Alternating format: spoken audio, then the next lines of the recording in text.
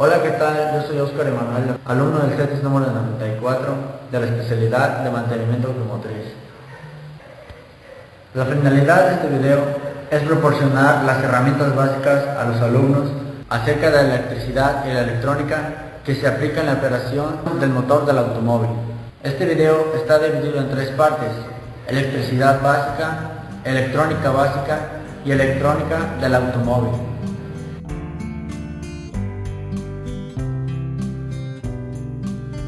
La electricidad tiene múltiples manifestaciones en la vida cotidiana. Durante una tormenta eléctrica, descargas de electricidad rasgan la atmósfera a una velocidad de 100 millones de kilómetros por segundo y hasta 100 millones de voltios sacuden el aire. Una temperatura de más de 27.700 grados centígrados, y todo eso ocurre en un abrir y cerrar de ojos. Cuando lavas un automóvil empleando una hidrolavadora, también está presente la electricidad, que se transforma en energía hidráulica, la cual se emplea para limpiar la suciedad del automóvil. Al accionar la hidrolavadora, es accionado en su interior un motor eléctrico que trabaja a una velocidad de 1250 a 2300 revoluciones por minuto. Las escaleras eléctricas que se emplean en las tiendas de autoservicio para mover a miles de personas son accionadas por motores eléctricos que tienen la capacidad de desarrollar a 10 caballos de fuerza, ya que esto es posible por un motor que está conectado a una transmisión mecánica.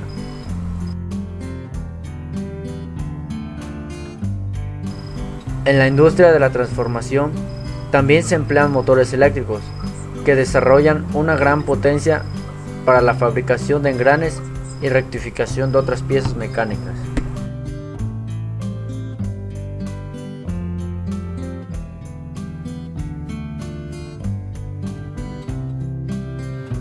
La electricidad se define como el flujo de electrones en un conductor eléctrico. Los componentes básicos en un circuito eléctrico son los siguientes: fuente de alimentación o batería, conductor eléctrico, interruptor, foco y un fusible.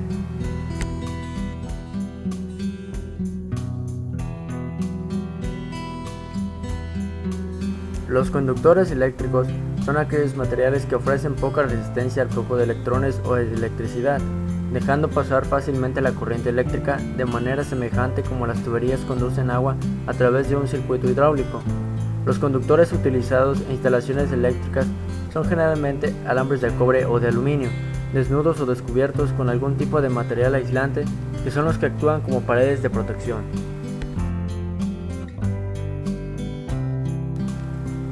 Los materiales aislantes son los que no permiten el paso de la corriente eléctrica. Algunos materiales son la madera, el vidrio, el plástico y la cerámica. Algunos materiales son usados en el recubrimiento de alambres conductores. Esto hace que la corriente circule por el interior del conductor y sus electrones no salgan al exterior del alambre, protegiéndolos así de las descargas o choques eléctricos.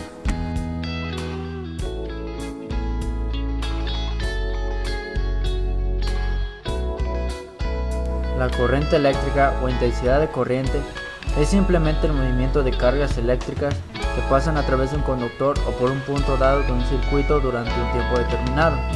La unidad básica de medida de la corriente eléctrica es el ampere.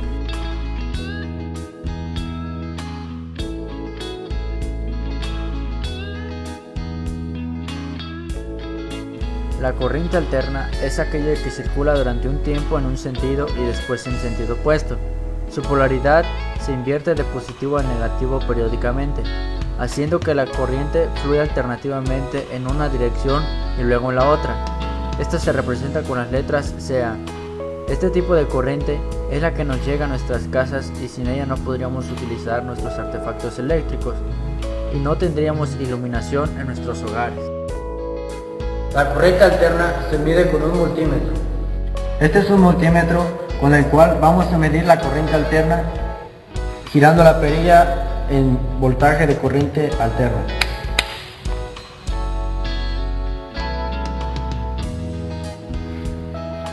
Vamos a conectar las dos puntas del multímetro el rojo en el positivo, que es la entrada más grande, y el negro en la punta más pequeña.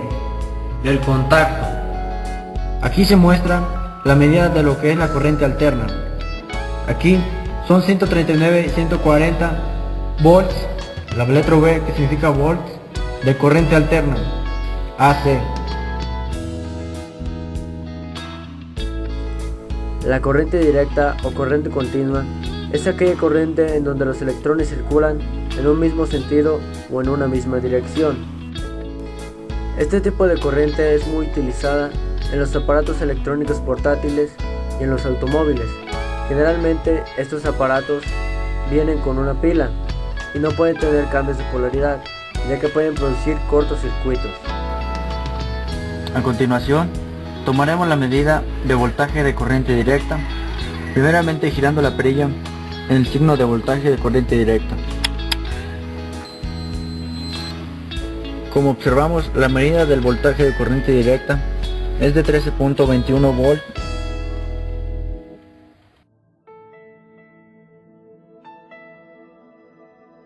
La corriente alterna es aquel tipo de corriente que llega a través de los transformadores que se encuentran en los postes de luz, llegando así al switch, finalmente llegando a nuestros hogares, empleándola principalmente en la iluminación, además del funcionamiento de diferentes aparatos electrodomésticos. En los postes de luz existen tres cables, como se muestra en la imagen de izquierda a derecha: fase, neutro y fase. En la cometida a nuestros hogares se conectan fase y neutro, debido a que se toma una sola fase y a esto se le conoce como corriente monofásica. Los dos cables fase y neutro llegan a la mufa y finalmente al watómetro y al switch.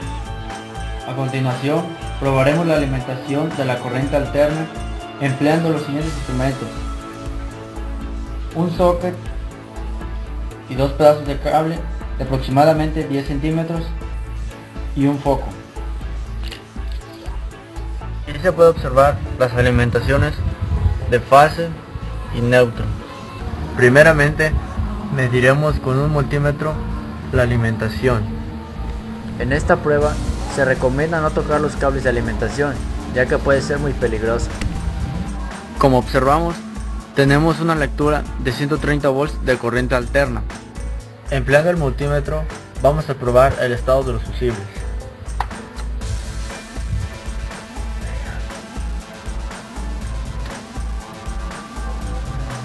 Como podemos observar, los fusibles están en buen estado.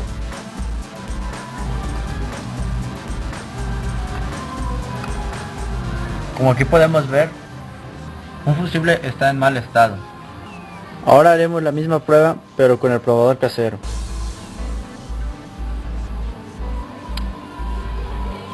Aquí podemos decir que los fusibles están en buen estado.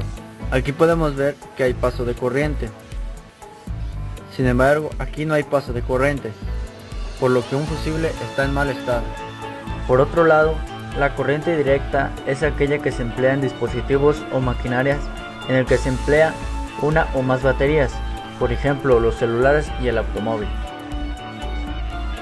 En los automóviles normalmente se manejan voltajes de 12, 5 volts y voltajes menores, por ejemplo en sensores. En camiones se manejan hasta 24 volts. A continuación, mediremos y comprobaremos voltajes de corriente directa en diferentes componentes del automóvil, empleando un multímetro y una lámpara de continuidad de 12 volts, la cual pueden encontrarla en una refaccionaria o en una ferretería.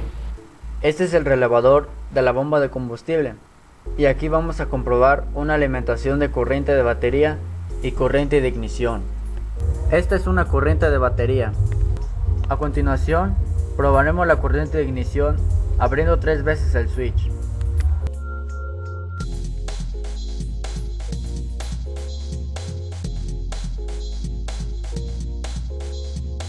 Ahora vamos a medir alimentaciones al sensor de la posición de la mariposa de aceleración, 5 volts y una alimentación de tierra. Derivando nuestra lámpara a una corriente, comprobamos la tierra física y con el multímetro en otra cavidad, al abrir el switch comprobamos 5 volts. Estos 5 volts provienen de la computadora al abrir el switch. Estos son ejemplos de lectura de corriente directa. La electricidad se mide en volts y amperes. La resistencia al flujo eléctrico se mide en ohms y la potencia eléctrica requerida para operar una lámpara o un motor eléctrico se establece en watts. Estos términos y su relación entre cada uno de ellos se deben entender para poder diagnosticar y dar servicio a los sistemas eléctricos del automóvil y sus componentes. El voltaje es una presión eléctrica u fuerza electromotriz. En el automóvil, este voltaje se aplica por medio de la batería y el alternador. El voltaje se puede describir como un diferencial de potencial. El diferencial de potencial entre los dos postes de una batería de 12 volts es normalmente de 12.6 volts. El símbolo para el voltaje es una V mayúscula. La corriente eléctrica se mide en amperes con un amperímetro. El símbolo para la intensidad de corriente es la I mayúscula.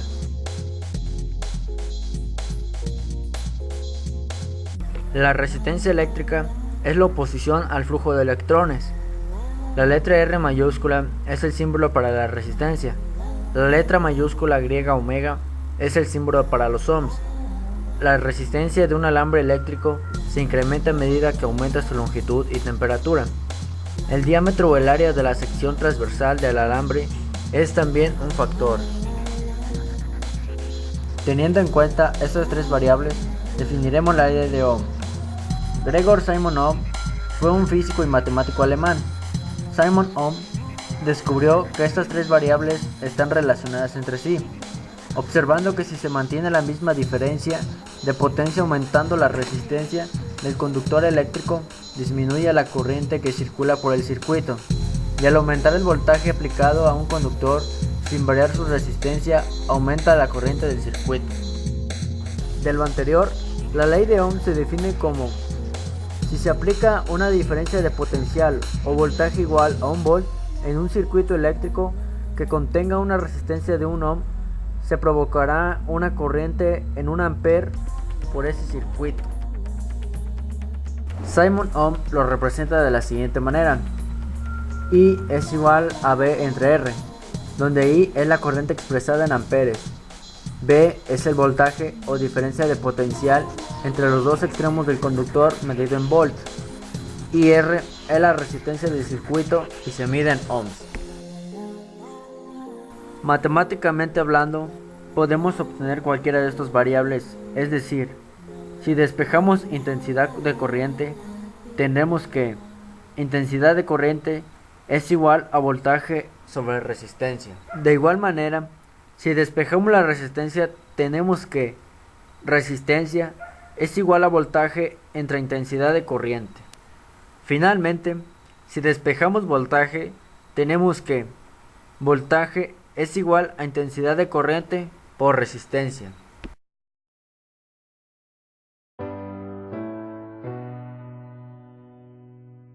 El magnetismo es la propiedad que poseen los imanes de atraer objetos de hierro.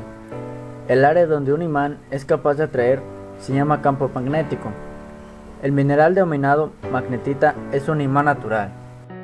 El magnetismo produce electricidad utilizada en nuestros hogares, oficinas e industrias. El alternador de un automóvil utiliza el magnetismo para producir la electricidad que hace funcionar los sistemas eléctricos y mantener completamente cargada la batería. Existen dos clases de imanes, el natural y el artificial. Los imanes artificiales se pueden producir al colocar piezas de hierro o acero en un campo magnético intenso. Estas partes adquirirán todas las propiedades magnéticas de la magnetita, pero estas serán más intensas. Los imanes tienen una polaridad, polo norte y polo sur. Los polos iguales se repelen unos con otros, los polos opuestos se atraen. La Tierra tiene dos polos magnéticos, el norte y el sur, por ello se comporta como un imán gigantesco que posee un potente campo magnético. Eso lo hace capaz de atraer imanes haciéndolos Señalar la dirección norte-sur.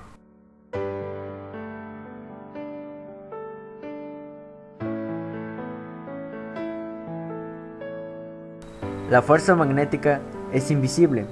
La única manera de saber que existe es por el efecto que produce.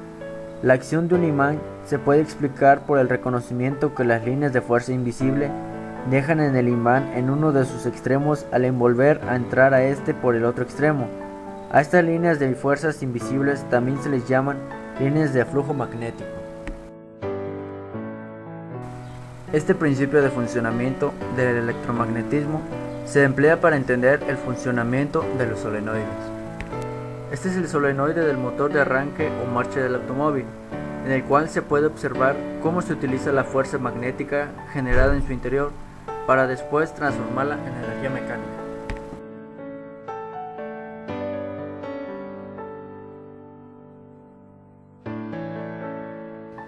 Un ejemplo de aplicación del solenoide es el timbre.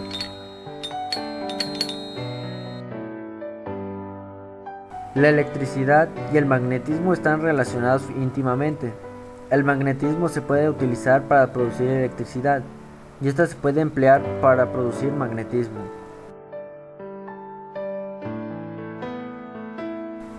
Si colocamos dentro de un embobinado un imán y hacemos en este un desplazamiento, se puede producir electricidad de corriente alterna.